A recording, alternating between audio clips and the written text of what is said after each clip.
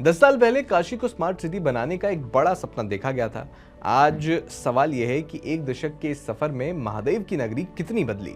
क्या सिर्फ सड़कें चौड़ी हुई और घाटों का रंग रूप बदला, या फिर ट्रैफिक, पार्किंग, सुरक्षा, स्कूल और पर्यटन के स्तर पर भी पूरी तस्वीर ही बदल गई। करीब 1000 करोड़ रुपए की परियोजनाओं का असर आज बनारस के अलग अलग हिस्सों में नजर आता है।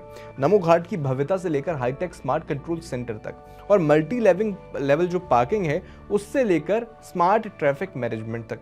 देखिए काशी की बदलती तस्वीर की ये ग्राउंड रिपोर्ट। सितंबर 2016 यही वो वक्त था जब वाराणसी समेत देश के 27 शहरों को स्मार्ट सिटी मिशन के लिए चुना गया था। तब से लेकर अब तक करीब एक दशक का वक्त बीत चुका है। वाराणसी स्मार्ट सिटी प्रोजेक्ट के तहत लगभग 1000 करोड़ रुपए की परियोजनाएं धरातल पर उतारी गईं। इनका मकसद काशी के प्राचीन स्वरूप से छेड़छाड़ कर नया शहर बसाना नहीं था, बल्कि मौजूदा ढांचे में ही आधुनिक सुविधाएं पिरोना था। सड़क, ट्रैफिक, पार्किंग, सीवर, पीने का पानी, स्कूल, पर्यटन और सुरक्षा, शहर की हर बुनियादी जरूरत के हिसाब से प्रोजेक्ट पर काम किया गया। आम बोलचाल में तो लोग यही समझते हैं, लेकिन स्मार्ट क्या बना? हमारा जो कंसेप्ट स्मार्ट सिटी का आया था वो जो एग्जिस्टिंग लेवल है शहर का उससे बेहतर करना है ना। जैसे मान लीजिए कि पार्किंग नहीं है, पार्किंग कर देना। ये हो सकता है दूसरे शहर में ये समस्या ना हो, लेकिन बनारस के लिए समस्या ये है कि जो जैसे सीवर लाइन्स, एक हमने बड़ा काम किया है। 6 वार्ड में सीवर लाइन वाटर सप्लाई का ले किया है। करीब 100 करोड़ का प्रोजेक्ट था वो। तो उस एरिया में है ना, उस एरिया में सीवर का, वाटर सप्लाई का बहुत प्रॉब्लम था। ये कोई स्मार्ट वाली बात नहीं है, लेकिन सुविधा जो नहीं थी वो हम दे दिया, वही हमारा स्मार्टनेस है। स्मार्ट सिटी प्रोजेक्ट के तहत काशी में सबसे बड़ा और प्रभावी बदलाव सुरक्षा और ट्रैफिक मैनेजमेंट में देखने को मिला। पूरे शहर में करीब 3000 हाईटेक सीसीटीवी कैमरे लगाए गए हैं। Kashi integrated command and control centre से इन कैमरों के जरिए 24 घंटे शहर की निगरानी होती है। यानी बनारस के चौराहों से लेकर प्रमुख घाटों और गलियों तक अब तीसरी आंख का कड़ा पहरा है। ट्रैफिक नियम तोड़ने वालों का ऑटोमेटिक चालान कटना भी इसी आधुनिक तकनीक का हिस्सा है। स्मार्ट सिटी बनने से बहुत बदलाव हमने देखा। जैसे देखिए बनारस में सीसी कैमरे की व्यवस्था हो गई है।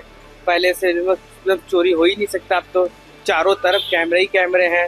लेकिन दुनिया भर से काशी आने वाले लाखों श्रद्धालुओं के लिए सिर्फ सुरक्षा ही काफी नहीं थी। संकरी गलियों वाले इस शहर में सबसे बड़ी चुनौती पार्किंग और ट्रैफिक जाम की रही है।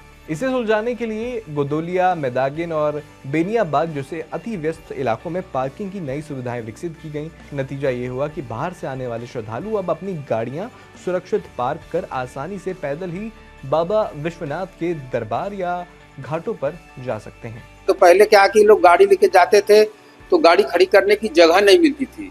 जगह न मिलने से लोगों को बहुत परेशानी और जाम भी लगता था। अब क्या है कि गाड़ी अपना ले आके पार्किंग में खड़ा कर रहे हैं और अपना पैदल सीधे मंदिर की तरफ जा रहे हैं, घाट की तरफ जा रहे हैं, स्नान कर रहे हैं और चले आए। काशी के पर्यटन को नया आयाम देने में भी स्मार्ट सिटी प्रोजेक्ट्स ने बड़ी भूमिका निभाई है। आधुनिक सुविधाओं से लैस नमो घाट इसका सबसे बड़ा और भव्य उदाहरण है। इसके अलावा पुराने घाटों का सौंदर्यीकरण और फसाद लाइटिंग ने काशी के घाटों की छटा को और भी अद्भुत बना दिया है। स्थानीय लोग मानते हैं कि पिछले एक दशक में पर्यटन के बढ़ने से रोजगार के नए दरवाजे खुले हैं। पॉजिटिव तो ये देख रहे हैं सर कि जैसे कि अभी आप देखा जाए टूरिज्म सेक्टर अगर देखा जाए तो टूरिज्म सेक्टर में तो बहुत बदलाव हुआ है।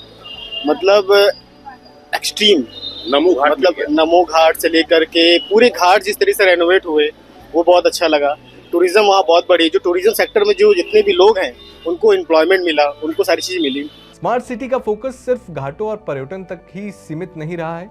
शहर के स्कूलों, खेलकूद और सार्वजनिक बुनियादी ढांचे पर भी तेजी से काम हुआ है। मछोदरी, राजघाट और महमूरगंज समेत कई सरकारी स्कूलों का कायाकल्प किया गया है। स्मार्ट सिटी फंड से 77 स्कूलों का जीर्णोद्धार हुआ, तो वहीं कई वार्ड्स में सीवर और वाटर सप्लाई की पुरानी समस्याओं को दूर किया गया।